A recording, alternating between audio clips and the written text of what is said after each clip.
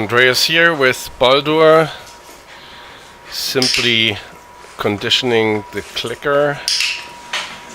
That means we click and have the click followed by the food.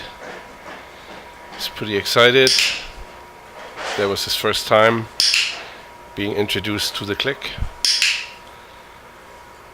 I'm trying to have him do a different behavior every time I provide the click and the treat, because I don't want a particular behavior to be connected with the click itself.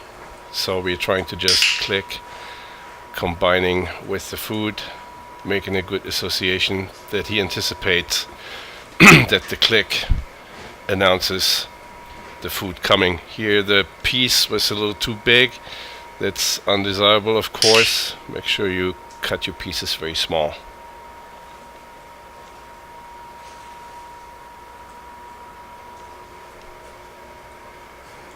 So he's starting to look for it.